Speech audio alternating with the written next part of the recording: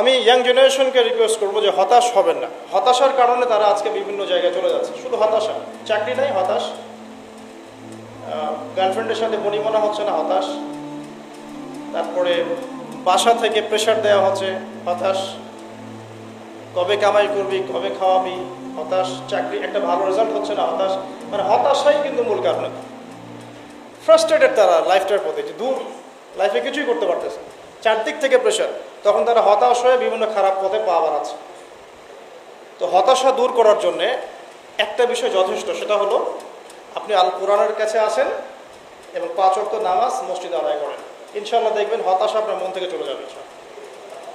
এবং ডেইলি জিকির আজগারগুলো নিয়মিত করেন, দেখবেন ইনশাআল্লাহ আপনার মনটা আল্লাহর নূর বা আলো দিয়ে পরিপূর্ণ থাকবে ইনশাআল্লাহ। আপনি হতাশ হবেন না। আর শয়তান তখনই সুযোগ নেবে আপনার কাছে যখন আপনি হতাশ হয়ে যাবেন। আপনি হতাশ হয়ে গেলে শয়তান আপনার কাছে সুযোগ নেবে, হতাশ হবেন না কখনো না। লা তাহজান, তুমি দুশ্চিন্তা করো না, ইন্নাল্লাহা মা'ানা, আল্লাহ আমাদের সাথে আছে। এগুলো কিন্তু চারটাখানি কথা না। যখন আপনি বিপদে পড়ে একনিষ্ঠভাবে আল্লাহর প্রতি তাওয়াক্কুল করে খালি বলবেন যে হাসবি আল্লাহ ওয়া নি'মাল ওয়াকিল, আল্লাহই আমার জন্য যথেষ্ট, তিনি উত্তম কর্মবিধায়ক, আল্লাহ পাকের দায়িত্ব হয়ে যাবে আপনাকে সাহায্য করা ইনশাআল্লাহ। কোনো টেনশন করবেন না।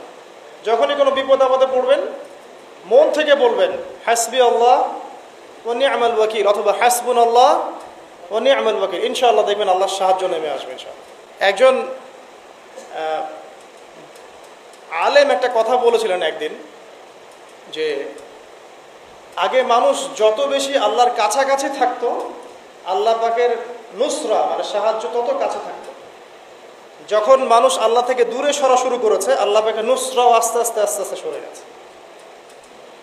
এমনও হয়েছে এক সময় যে আসমান থেকে আল্লাহ পাক খাবার নাজিল করেছেন, এখন আপনি কল্পনা করতে পারছেন না। এমন হয়েছে এক সময় নেককার বান্দা হাত তুলে দোয়া করেছে, বৃষ্টি বর্ষণ শুরু হয়েছে। এখন সবাই মিলে আমরা ইস্তেসকার নামাজ পড়ছি, বৃষ্টি হচ্ছে না। আমাদের মন থেকে আল্লাহ পাক যত দূরে চলে গিয়েছেন, আল্লাহ পাকের নুসরা সাহায্য যে গায়েবী মাদাত, এটাও দূরে চলে যাচ্ছে। ইমানই সবচেয়ে বড় বিষয়। আমল করতে গিয়ে আমাদের মধ্যে ভুল ত্রুটি হতে পারে। এমনও হতে পারে কেউ সুদ খেয়ে ফেলছেন, কেউ জেনা করে ফেলছেন, স্পেশালি ইয়াং জেনারেশন, অ্যাফেয়ার, হারাম অ্যাফেয়ার, জেনা করে ফেলছে, বা বাধ্য হয়ে সে হারাম জব করছে, ঠিক আছে, মাদকদ্রব্য সেবন করেছে। এমন কোনো পাপ নাই সে করে নাই। যদি এমনও হয় তারপরেও হতাশ হবেন না। আল্লাহ রাব্বুল আলামিন আপনার খালেস ইমান যদি আপনি নিয়ে আসতে পারেন, তওবা করে ফিরে আসতে পারেন, আল্লাহ পাক মুহূর্তের মধ্যেই সমস্ত গুনাহ তো মাফ করে দিবেন ইনশাআল্লাহ, গুনাহগুলোকে নেকি দিয়ে পরিবর্তন করে দিবেন ইনশাআল্লাহ।